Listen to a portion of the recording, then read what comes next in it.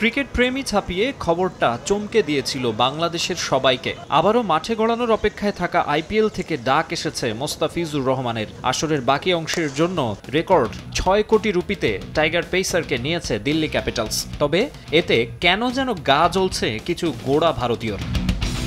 বিভিন্ন ইস্যুতে বাংলাদেশের প্রতি ভারতের বিমাতা সুলভ আচরণের নজির রয়েছে। তবে বাংলাদেশ থেকে সামান্যতম প্রতিক্রিয়া পেলেও কেন যেন রাগে ফোঁস করতে থাকে প্রতিবেশী দেশটি। অভ্যুত্থান পরবর্তী সময়ে কারো মুখাপেক্ষী না হওয়া নীতিতে এগোতে চাইছে বাংলাদেশ, কিন্তু তা হজম হচ্ছে না ইন্ডিয়ানদের। বাংলাদেশের দিক থেকে সবকিছু পরিষ্কার থাকলেও সাম্প্রদায়িকতা সহ নানা রকম অভিযোগ তুলে আসছে তারা।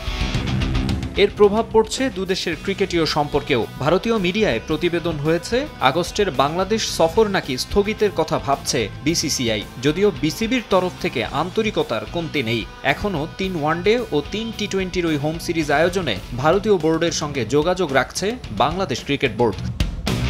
চলমান পরিস্থিতিতে দিল্লি ক্যাপিটালসের মোস্তাফিজকে নেয়ার সিদ্ধান্ত প্রশংসনীয়। আইপিএলে অনেকবারই খেলেছেন ফিজ, খেলেছেন দিল্লির হয়েও।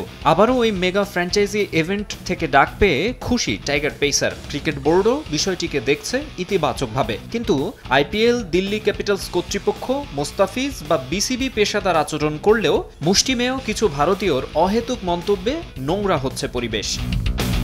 বাংলাদেশি ক্রিকেটারের ইন্ডিয়ান প্রিমিয়ার লিগে খেলার বিষয়টি সহ্য হচ্ছে না তাদের। সামাজিক যোগাযোগ মাধ্যমে দিল্লি ক্যাপিটালসকে বয়কটের ডাক দিয়েছে অনেকে। খেলার মধ্যে রাজনীতিকে টেনে এনে মোস্তাফিজ সহ বাংলাদেশি ক্রিকেটারদের নিয়ে চরম আপত্তিকর কথাবার্তা বলছে কট্টরপন্থীরা। মাকসুম আলম খান, সময় সংবাদ।